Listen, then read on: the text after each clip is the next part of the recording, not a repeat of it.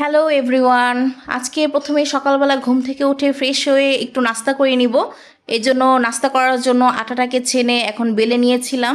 এরপরে আমি পরোটাকে ভেজে নিব। হ্যালো, আসসালামু আলাইকুম everyone, welcome to my page Hasan story. প্রতিদিনের মতো আজকেও তোমাদের সাথে ছোট একটি ডেইলি ব্লগ শেয়ার করতে চলে আসলাম। এই দেখো বন্ধুরা, আমার নাস্তা বানানো শেষ। আজকে আমি গরুর মাংস ভুনা দিয়ে পরোটা খাবো। কষা গরুর মাংস দিয়ে পরোটা খেতে আমার খুবই ভালো লাগে, এটা আমার খুবই পছন্দের খাবার। নাস্তা করা শেষে আমরা সবাই মিলে চা খেয়ে নিলাম। এরপরে চলে গেলাম দুপুরের খাবারের আয়োজন করতে। এখানে আমি নিয়ে নিয়েছিলাম পোয়া মাছ। আজকে আমি রান্না করব না, আমার আম্মু রান্না করবে। তো আমার আম্মু এখানে একটা টাকি মুরগি নিয়েছিল রান্না করার জন্য।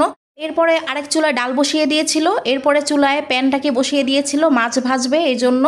তো এখানে পোয়া মাছটাকে আম্মু লবণ আর হলুদ দিয়ে মাখিয়ে রেখেছিল। এরপরে প্যানের তেলটা গরম হয়ে গেলে এক এক করে পোয়া মাছগুলোকে বিছিয়ে দিবে ভাজার জন্য। আর বন্ধুরা, তোমরা অনেকেই হয়তো চিন্তা করছো যে টাকি মুরগিটা প্রেশার কুকারে কেন দিল, কারণ টাকি মুরগিটা যেহেতু একটু শক্ত এই জন্য প্রেশার কুকারে দিয়েছিল। এই তো দেখো, ছিল দুপুরে টাকি মুরগি, এরপরে ছিল পোয়া মাছ ভুনা, আম্মু এটাকে এভাবে ভুনা করেছিল। এরপরে ছিল ডাল, আজকে আম্মু ডালটাকে চালতা দিয়ে রান্না করেছে। তো এরপরে ছিল করলা ভাজি।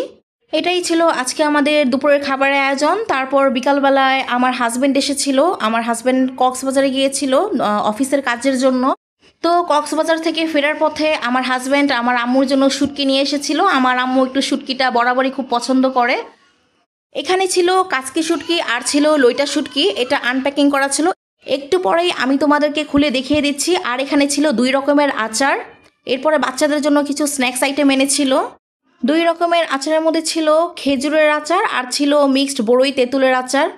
এই তো দেখো বন্ধুরা, কাচকি শুটকি। এই তো ছিল লইটা শুটকি, আমি তোমাদেরকে খুলে দেখিয়ে দিলাম।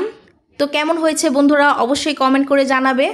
আর শুটকি তোমরা কে কে পছন্দ করো সেটাও অবশ্যই কমেন্ট করে জানাবে। এরপরে ঠান্ডা ঠান্ডা কোল্ড কফি বানিয়ে খেয়ে নিয়েছিলাম। আমার হাজব্যান্ড আজকে একটু অসুস্থ ছিল, তো কিছুই খেতে পারছিল না, এজন্য আজকে ওকে কোল্ড কফি আর ফ্রেঞ্চ ফ্রাই বানিয়ে দিয়েছিলাম। ওকে বন্ধুরা, আজ এই পর্যন্তই, বাই বাই।